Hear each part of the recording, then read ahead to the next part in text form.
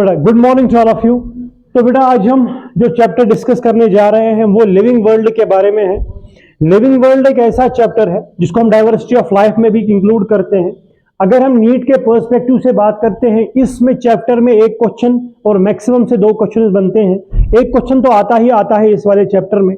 तो हम इस चैप्टर को कैसे पढ़ेंगे, ध्यान से सुनना मेरी बात। जब हम इस चैप्टर की बात करते हैं, इस चैप्टर में हमें पहले पढ़ना पड़ेगा कि जो कैरेक्टर्स, जो लिविंग थिंग्स के कैरेक्टर्स है, लिविंग बींग्स के कौन कौन से कैरेक्टर्स है, नंबर 1। नंबर 2 हम इसमें पढ़ेंगे बायोडाइवर्सिटी क्या होती है। नंबर 3 हम इसमें डिस्कस करेंगे नोमेनक्लेचर के बारे में। और नंबर 4 हम इसमें डिस्कस करेंगे, लास्ट जो पोर्शन इसका आएगा, सिस्टमैटिक्स और टेक्सोनॉमिकल टूल्स के बारे में। तो हम क्या लिखेंगे, आप साथ साथ में नोट डाउन करेंगे। लिविंग वर्ल्ड में कैरेक्टरिस्टिक्स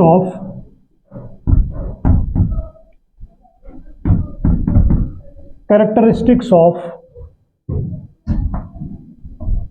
लिविंग, जीने के लिए हमें कौन कौन से कैरेक्टरिस्टिक्स चाहिए, इसको आप नोट डाउन करेंगे।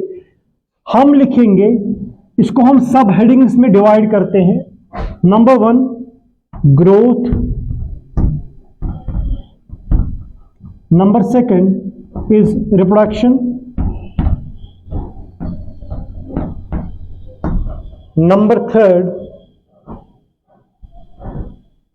हम कहेंगे कॉन्शियसनेस। ध्यान से सुनना मेरी बात। और जो 4th है इसका, वो आता है सम टोटल में, जिसको हम लिखते हैं मेटाबॉलिज्म।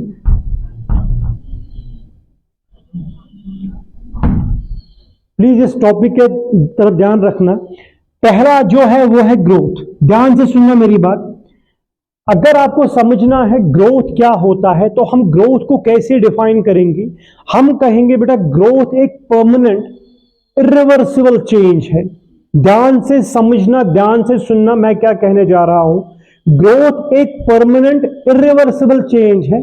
हम कैसे देखते हैं ग्रोथ हो रही है किसी प्लांट या एनिमल की, जब वहां पे इसका साइज इंक्रीज हो जाएगा या नंबर ऑफ सेल्स इंक्रीज हो जाएंगी, तो बेटा हम कहते हैं साइज बढ़ेगा, नंबर ऑफ सेल्स बढ़ेंगे, तो हम बेटा कहते हैं ग्रोथ हो रही है। लेकिन अगर आप देखोगे ग्रोथ प्लांट्स में, तो पहला पॉइंट आप लिखोगे growth is permanent irreversible change, है ना बेटा। तो ग्रोथ को हम कैसे लिखेंगे, ये एक परमानेंट है, परमानेंट इरिवर्सिबल चेंज। ग्रोथ एक परमानेंट इरिवर्सिबल चेंज है, that is accompanied by increase in mass or number of cells. That is accompanied by increase in mass or number of cells. ये बेटा ग्रोथ है। तो अगर हम इस ग्रोथ को इलॉबरेट करते हैं, ध्यान से सुनना मेरी बात। प्लांट्स में जो ग्रोथ होती है वो अनलिमिटेड होती है, याद रखना। जो एनिमल्स में ग्रोथ होती है वो लिमिटेड होती है। तो हम लिखेंगे दूसरा पॉइंट, ग्रोथ जो प्लांट्स में है वो है unlimited. Growth in plants is unlimited, while in case of animals it is limited. इसका रीजन है वो मैं बताने जा रहा हूं। प्लांट्स में ग्रोथ अनलिमिटेड क्यों है, देखिए बेटा, क्योंकि वहां पे मेरिस्टेमेटिक सेल्स होते हैं जो कंटिन्यू डिवाइड करते हैं। मैंने आपको पढ़ाया है एनाटॉमी में, मेरिस्टेमेटिक सेल्स कौन से होते हैं, वो सेल्स जो कैपेबल होते हैं डिवीजन के लिए। तो प्लांट्स में वो सेल्स होते हैं, शूट एपिकल मेरिस्टम पे भी, रूट एपिकल मेरिस्टम पे भी, वो कंटिन्यू डिवाइड करते हैं, इसीलिए उनकी ग्रोथ अनलिमिटेड होती है। Keep the point in the mind. और जो एनिमल्स में है वहां पे मेरिस्टेमेटिक सेल्स नहीं होते हैं, इसीलिए कुछ टाइम के बाद ग्रोथ स्टॉप करती है, तो हम कहते हैं वहां पे लिमिटेड ग्रोथ होती है एनिमल्स में। क्लियर है मेरी बात। दूसरा पॉइंट क्या है इस ग्रोथ में, ध्यान से सुनना मेरी बात। अगर मैं फॉर एग्जाम्पल लूं यूनिसेल्यूलर ऑर्गेनिजम्स, मैं लिखूंगा यहां पे यूनिसेल्यूलर ऑर्गेनिजम्स वो होते हैं जो एक ही सेल के बने होते हैं। उनमें अगर एक सेल है, बेटा ध्यान से सुनना मेरी बात, अगर एक सेल 2 सेल्स में डिवाइड हो गई, ये 2 सेल्स बन गई, हम कहेंगे ग्रोथ हो रही है। नंबर वन, हम कहेंगे रिप्रोडक्शन हो रहा है, और रिप्रोडक्शन हम कहेंगे सेल डिवीजन। तो पॉइंट ये है, एनसीईआरटी ने लिखा है कि जो यूनिसेलुलर ऑर्गेनिज्म में है, ग्रोथ भी वही है, सेल डिवीजन भी वही है और रिप्रोडक्शन भी वही है, क्योंकि एक ही सेल है। एक सेल दो सेल्स में ब्रेक होती है तो हम कहते हैं सेल डिवाइड हो रही है। देखो बेटा, एक से दो बनना मीन्स ग्रोथ ना, है ना, क्लियर है मेरी बात। तो डिवीजन भी हम उसी को कहेंगे, रिप्रोडक्शन मीन्स एक से दो बनना। तो हम पॉइंट ये है कि यूनिसेलुलर ऑर्गेनिज्म में हम कहते हैं ग्रोथ कब अकंपनी होती है, जब एक सेल से दो सेल्स बनेंगे, इसी को ग्रोथ, इसी को सेल डिवीजन और इसी को कहते हैं शाबाश रिप्रोडक्शन। लेकिन ऐसा कुछ मल्टीसेलुलर ऑर्गेनिज्म में नहीं है, ग्रोथ अलग है, रिप्रोडक्शन अलग है और सेल डिवीजन अलग है। यह पॉइंट आया है 2019 नीट के पेपर में। याद रखना इस पॉइंट को कि यूनिसेलुलर, फिर से मैं रिपीट कर रहा हूं, यूनिसेलुलर ऑर्गेनिज्म्स में शाबाश सेल डिवीजन भी वही है, ग्रोथ भी वही है, रिप्रोडक्शन भी वही है, लेकिन मल्टीसेलुलर ऑर्गेनिज्म में ये तीनों चीजें अलग अलग है। तो इससे आपका पहला वाला सेक्शन कंप्लीट होता है, ग्रोथ क्या होती है। तो मैं इसको समअप करता हूं एक सेकंड में। तो हमने पढ़ा ग्रोथ एक परमानेंट इरिवर्सिबल चेंज है। ये चेंज हमें तब दिखती है जब मास इंक्रीज होता है, नंबर वन, जब नंबर ऑफ सेल्स इंक्रीज होता है। क्लियर है मेरी बात? तो हम कहते हैं ग्रोथ है। दूसरा पॉइंट हमने ये सीखा, ग्रोथ प्लांट्स में होती है अनलिमिटेड, एनिमल्स में लिमिटेड होते हैं, क्योंकि प्लांट्स में एक टाइप ऑफ टिश्यू होता है जिसको हम मेरिस्टेमेटिक टिश्यू कहते हैं, जिन वो सेल्स होते हैं जो कंटिन्यू डिवाइड करते हैं। क्लियर है मेरी बात? तीसरा पॉइंट ये डिस्कस किया, जो यूनिसेलुलर ऑर्गेनिज्म्स होते हैं उनमें ग्रोथ भी वही है, उनमें सेल डिवीजन भी वही है, उनमें रिप्रोडक्शन भी वही है, लेकिन मल्टीसेलुलर ऑर्गेनिज्म में ये तीनों प्रकार की चीजें अलग अलग होती है। सेल डिवीजन अलग है, ग्रोथ अलग है और रिप्रोडक्शन अलग है। क्लियर है मेरी बात? चलो अब हम इन कैरेक्टर्स का सेकंड पार्ट उठाएंगे, वो है बेटा reproduction.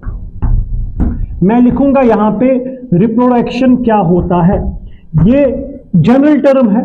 Reproduction means production of offsprings. जब बायोलॉजिकल नंबर इंक्रीज हो जाएगा, है ना, नंबर इंक्रीज हो जाएगा किसी भी स्पीशीज का, कहीं पे 2 स्पीशीज थे, उसके बाद कुछ साल के बाद 10 हो गए, 15 हो गए, तो हम कहते हैं रिप्रोडक्शन हो रही है।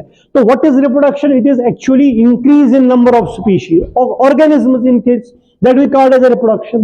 तो हमने सीखा है अभी तक, जब मैंने आपको प्लांट किंगडम पढ़ाया वहां पे हमने देखे एल्गा, ब्रायोफाइट्स, टेरोडोफाइट, जिम्ना और एंजियो।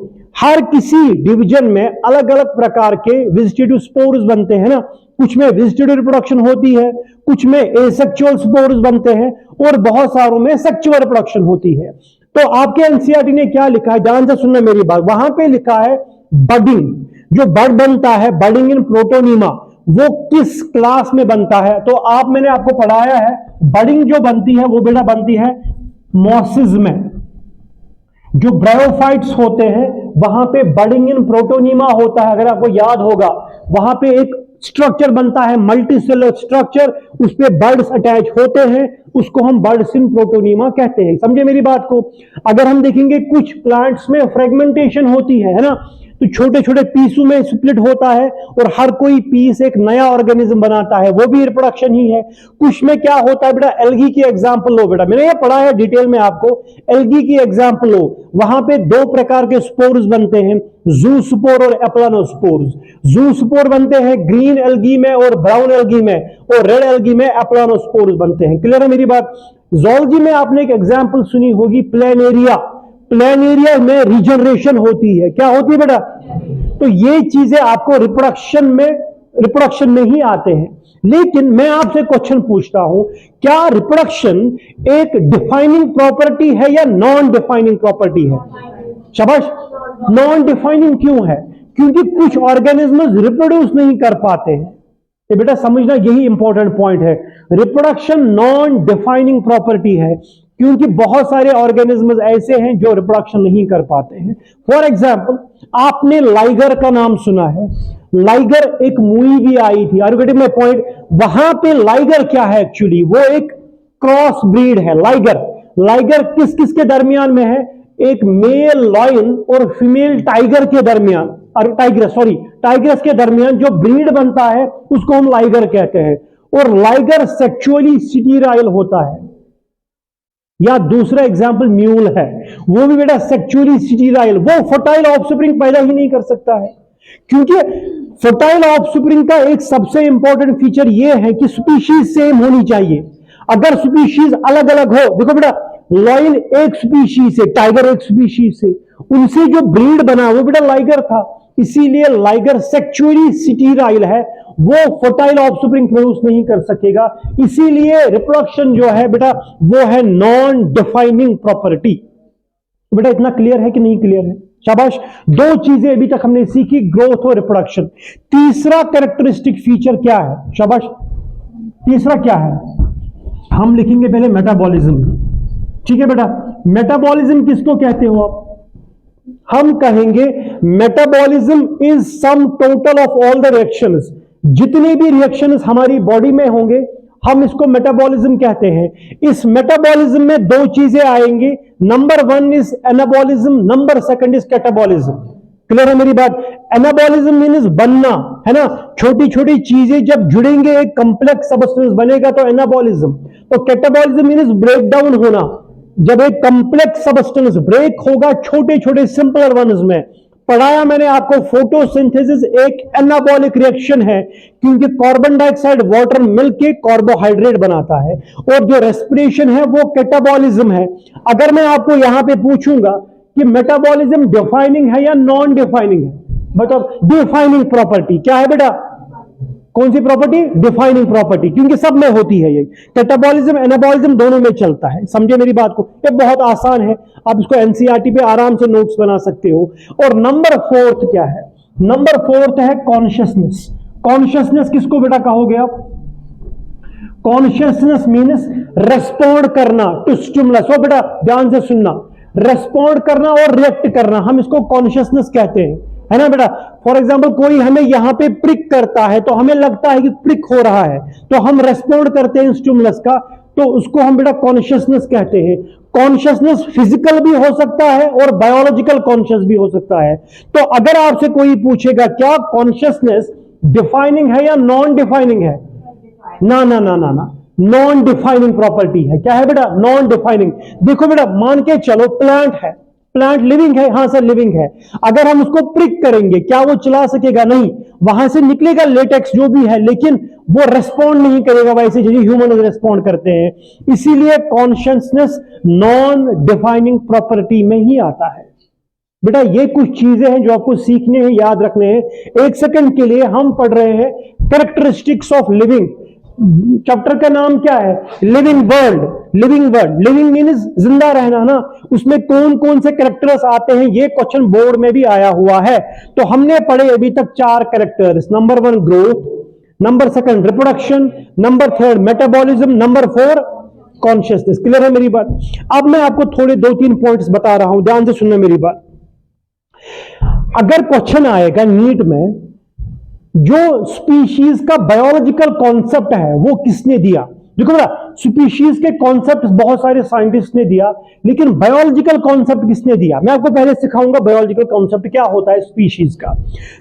एक साइंटिस्ट था, उसका नाम था अर्नेस्ट हेकल। याद रखना मेरी बात, उसको हम बेटा क्या नाम देते हैं? इसने 3 बार नोबेल प्राइज अवार्ड जीता, इसीलिए हम इसको ट्रिपल क्राउन ऑफ बायोलॉजी कहते हैं, ट्रिपल क्राउन ऑफ बायोलॉजी। उसने कॉन्सेप्ट दिया बेटा, किसका बेटा? बायोलॉजिकल कॉन्सेप्ट का। ठीक है बेटा, उसने क्या बोला? बायोलॉजिकल कॉन्सेप्ट क्या है स्पीशीज का? उसने बोला अगर 2 स्पीशीज आपस में रिप्रोडक्शन करते हैं, रिप्रोड्यूस करते हैं, जो इनका ऑफस्प्रिंग होगा, जो इनका ऑफस्प्रिंग बनेगा वो तो डेफिनेटली होगा फर्टाइल, क्योंकि सेम स्पीशीज के अंदर होंगे। तो जो वो ऑफस्प्रिंग बनेगा अगर वो फिर से रिप्रोडक्शन करेगा तो वो भी प्रोड्यूस करना चाहिए एक फर्टाइल ऑफस्प्रिंग। वे है बायोलॉजिकल कॉन्सेप्ट स्पीशीज का। कॉन्सेप्ट ये है फर्टाइल ऑफस्प्रिंग तब पैदा हो सकता है जब बेटा सेम स्पीशीज का होगा। रिपीटिंग में पॉइंट, इसीलिए जो लाइगर था बेटा वो सेम स्पीशीज का नहीं है, जो म्यूल है वो सेम स्पीशीज का नहीं होता है। रिपीटिंग में point, fertile offspring same species का ही होगा, और वो फर्टाइल ऑफस्प्रिंग जब वो रिप्रोडक्शन करेगा वो भी प्रोड्यूस करना चाहिए फर्टाइल ऑफस्प्रिंग, क्योंकि वो सेम स्पीशीज का आ रहा है। तो ये कॉन्सेप्ट है बायोलॉजिकल कॉन्सेप्ट ऑफ स्पीशीज। तो समझे मेरी पॉइंट को, समझ में आया बेटा? तो बेटा ये है इंट्रोडक्शन इस चैप्टर का, बाकी इंशाल्लाह नेक्स्ट लेक्चर